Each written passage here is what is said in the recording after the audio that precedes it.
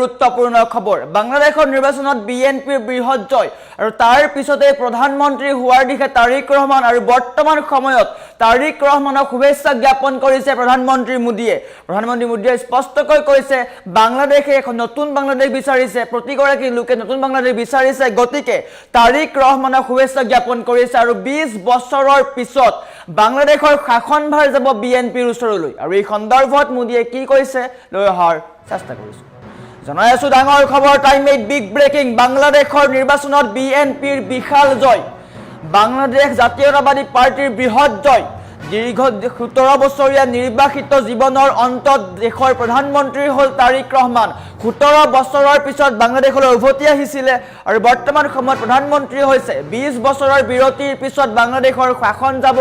বিএনপিৰ ওচৰলৈ আৰু নৱনিৰ্বাচিত প্ৰধানমন্ত্ৰী তাৰিক ৰহমানলৈ ভাৰতৰ প্ৰধানমন্ত্ৰী নৰেন্দ্ৰ মোদীয়ে শুভেচ্ছা জ্ঞাপন কৰিছে এই বিজয় তাৰিক ৰহমানৰ নেতৃত্বৰ প্ৰতি বাংলাদেশৰ জনসাধাৰণৰ অটল আস্থাৰ প্ৰতিফলন বুলি উল্লেখ কৰিছে জনতাৰ অভূতপূৰ্ব সমৰ্থনত পুনৰ ক্ষমতা দখল বিএনপিৰ নতুন দিগন্তৰ দিশে বাংলাদেশ আৰু বৰ্তমান সময়ত ছাত্ৰ আন্দোলনৰ পিছত বৰ্তমান সময়ত অনুষ্ঠিত হৈছে নিৰ্বাচন আৰু জয় লাভ কৰিছে বিএনপি আৰু প্ৰধানমন্ত্ৰী হ'ব তাৰিক ৰহমান আৰু তাৰিক ৰহমানক লৈ বিশ্ব ৰাজনীতিত চৰ্চা আৰম্ভ কৰিছে আৰু এইগৰাকী হৈছে তাৰিক ৰহমান খালেদা জিৰ পুত্ৰ 17 বছৰৰ পিছত বাংলাদেশলৈ উভতি আহি এক নতুন অধ্যায়ৰ সূচনা কৰিছে বাংলাদেশত গঠন কৰিছে বিএনপিৰ চৰকাৰ 20 বছৰৰ পিছত শাসনভাৰ লৈছে বিএনপিৰ বাঘজৰী পুনৰ এবাৰ মজবুত কৰিছে শাসনভাৰ লৈছে বিএনপিয়ে আৰু বিএনপিৰ জয় লাভ কৰাৰ পিছতে প্ৰধানমন্ত্ৰী হিচাপে থিয় দিছে তাৰিক ৰহমান আৰু স্পষ্ট হৈ পৰিছে এই কথা যে বাংলাদেশৰ নতুন প্ৰধানমন্ত্ৰী হ'ব তাৰিক ৰহমান আৰু ভাৰতৰ প্ৰধানমন্ত্ৰী নৰেন্দ্ৰ মোদীয়েও তাৰিক ৰহমানক শুভেচ্ছা জ্ঞাপন কৰিছে সামাজিক মাধ্যম যোগে শুভেচ্ছা জ্ঞাপন কৰিছে এটো হৈছে সামাজিক মাধ্যমত দিয়া পোষ্ট স্পষ্টকৈ শুভেচ্ছা জ্ঞাপন কৰিছে তেওঁ কৈছে বাংলাদেশৰ জনতাই যে বিশ্বাস কৰিছিল সেই বিশ্বাসৰ প্ৰতিফলন হৈছে আৰু বৰ্তমান সময়ত এনেকৈ বাংলাদেশ জাতীয়তাবাদী পাৰ্টিয়ে নিজৰ ক্ষমতা দখল কৰিছে শাসনভাৰ কৰিব সমান্তৰালকৈ বাংলাদেশৰ প্ৰধানমন্ত্ৰী হ'ব তাৰিক ৰহমান এটা গুৰুত্বপূৰ্ণ খবৰ বিশ্ব ৰাজনীতিত এটা নতুন নাম আহিছে অশান্ত বাংলাদেশত বৰ্তমান সময়ত শান্তি শৃংখলা বৰ্তাই হ'ব নেকি ভাৰতৰ সৈতে বাংলাদেশৰ সম্পৰ্ক কেনে হ'ব তাক লৈ প্ৰশ্ন উত্থাপন কৰিছে কিয়নো শেখ হাছিনাৰ পতনৰ পিছতেই ভাৰতৰ সৈতে বাংলাদেশৰ সম্পৰ্ক কিন্তু ভাল নাছিল খেলা লাগিলে ক্ৰিকেটৰ পৰা আৰম্ভ কৰিয়েই হওক বা উত্তৰ পূবৰ যি চিকেন নেক হয় তাক লৈ হওক চিকেন নেকক লৈও বাংলাদেশৰ যি অন্তৰ্বৰ্তীকালীন চৰকাৰ আছিলে অন্তৰ্বৰ্তীকালীন চৰকাৰৰ মুৰব্বী মহম্মদ ইউনুছেও কিন্তু ভাৰতৰ চিকেন নেকক লৈ কেইবাটাও বৃহৎ মন্তব্য কৰিছিল বাংলাদেশৰ মেপত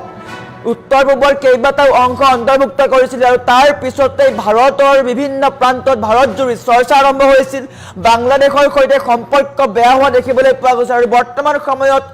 এইগৰাকী তাৰিক ৰহমান প্ৰধানমন্ত্ৰী হোৱাৰ পিছত ভাৰতৰ সৈতে কি সম্পৰ্ক হ'ব তাক লৈও চৰ্চা চলিছে আলোচনা হৈছে কিয়নো প্ৰধানমন্ত্ৰী নৰেন্দ্ৰ মোদীয়ে সামাজিক মাধ্যম যোগে শুভেচ্ছা জ্ঞাপন কৰিছে তাৰিক ৰহমানলৈ শুভেচ্ছা জ্ঞাপন কৰিছে সমান্তৰালকৈ বিএনপি লৈও শুভেচ্ছা জ্ঞাপন কৰিছে আৰু ইয়াৰ পিছতেই আলোচনাৰ সৃষ্টি হৈছে তাৰিক ৰহমান প্ৰধানমন্ত্ৰী হোৱাৰ পিছত ভাৰতৰ সৈতে সম্পৰ্ক কি হ'ব বিগত সময়ত কিন্তু ভাৰতৰ সৈতে সম্পৰ্ক ভাল নাছিল বাংলাদেশৰ কেইবাটাও বিতৰ্কিত মন্তব্য কৰিছিল মহম্মদ ইউনুছে বিতৰ্কিত মন্তব্য কৰিছিল পাকিস্তানক উপহাৰ দিছিল ভাৰত সংলগ্ন হৈ থকা বাংলাদেশৰ মেপ কল্পনা কৰক মহম্মদ ইউনুছে বা যি অন্তৰ্বৰ্তীকালীন চৰকাৰ আছিলে সেই চৰকাৰখনে হিন্দুৰ ওপৰত অত্যাচাৰ বৃদ্ধি কৰাইছিলে দেখিবলৈ পাইছিলোঁ কি ধৰণে বাংলাদেশত হিন্দুৰ ওপৰত অত্যাচাৰ হৈছিলে বাংলাদেশত হিন্দুক কি ধৰণে নিৰ্মমভাৱে হত্যা কৰা হৈছিলে জীৱনতে জ্বলাই দিয়া হৈছিল তাৰ পিছতেই ভাৰতে বাংলাদেশৰ বিৰোধ কৰিছিলে আৰু তাৰ পিছত ভাৰতৰ সৈতে সম্পৰ্ক অধিক বেয়া হৈ পৰিছিল বাংলাদেশৰ সেয়া লাগিলে ক্ৰিকেট জগততে হওক বা ৰাজনৈতিক ক্ষেত্ৰতে হওক সকলো ক্ষেত্ৰতে ভাৰতৰ সৈতে সম্পৰ্ক বেয়া হৈছিল আৰু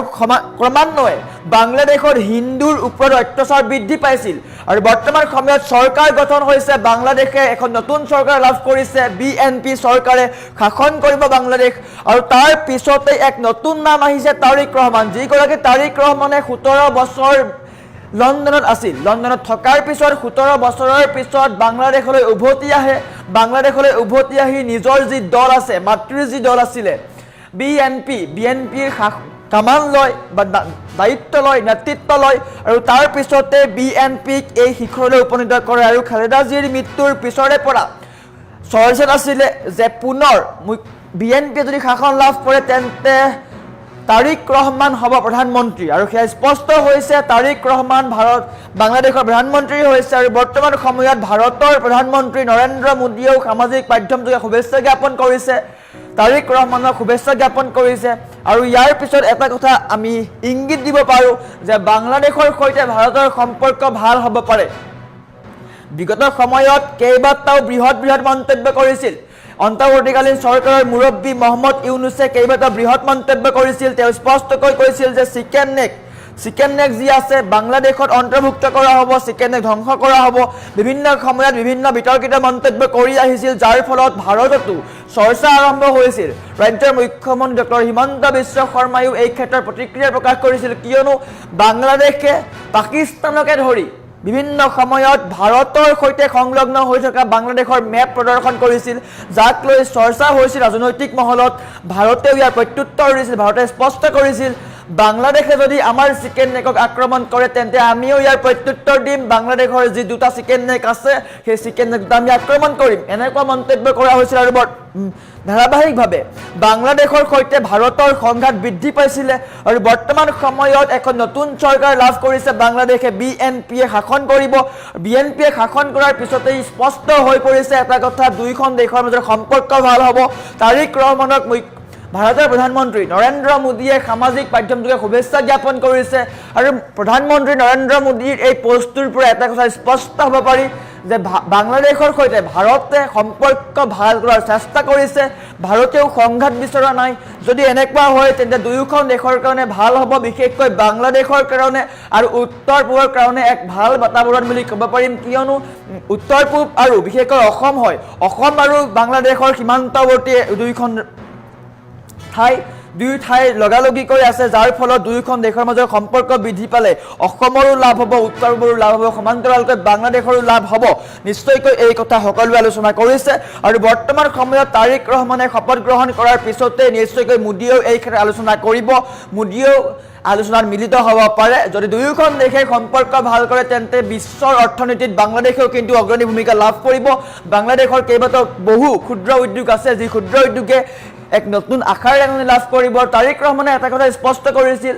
প্ৰতিশ্ৰুতি দিছিল যে বাংলাদেশক এখন আগশাৰীৰ দেশ হিচাপে কৰা হ'ব, সমান্তৰালকৈ আন্তঃগাঁথনি উন্নয়ন, শিক্ষা উন্নয়ন, চিকিৎসা উন্নয়ন, এই সকলোবিলাক প্ৰতিশ্ৰুতি দিছিল। আৰু শপত গ্ৰহণৰ পিছত বা বিএনপিয়ে চৰকাৰ গঠনৰ পিছত কি ধৰণে এইসমূহ প্ৰতিশ্ৰুতি পূৰণ কৰে সেইসমূহ লক্ষণীয় হ'ব, বা আন্তঃৰাষ্ট্ৰীয় সম্পৰ্ক কিদৰে বৰ্তাই ৰাখে সেয়া লক্ষণীয় হ'ব, কিয়নো শ্বেখ হাছিনাৰ পদত্যাগৰ পিছতেই বাংলাদেশৰ সম্পৰ্ক কিন্তু আন্তঃৰাষ্ট্ৰীয় যিসমূহ ৰাষ্ট্ৰ আছে, আমেৰিকাকে ধৰি ভাৰত, ৰাছিয়া, সকলোৰে ক্ষেত্ৰত সম্পৰ্ক বেয়া হৈছিল। আৰু তাৰ পিছতে বাংলাদেশৰ অৰ্থনীতি দুৰ্বল হৈছিল। আৰু বৰ্তমান সময়ত যদি সুস্থিৰ বাতাবৰণ বিচাৰিছে তাৰিক ৰহমানে, নিশ্চয়কৈ ভাৰত, আমেৰিকা এইসমূহ ৰাষ্ট্ৰৰ সৈতে সম্পৰ্ক ভাল কৰিব। আৰু ইয়াৰে হৈছে এটা উৎকৃষ্ট উদাহৰণ, প্ৰধানমন্ত্ৰী নৰেন্দ্ৰ মোদীয়ে শুভেচ্ছা জ্ঞাপন কৰিছে সামাজিক মাধ্যম যোগে বাংলাদেশৰ নেতৃত্ব দিয়া বা বিএনপিৰ নেতৃত্ব দিয়া প্ৰধানমন্ত্ৰী তাৰিক ৰহমানক শুভেচ্ছা জ্ঞাপন কৰিছে।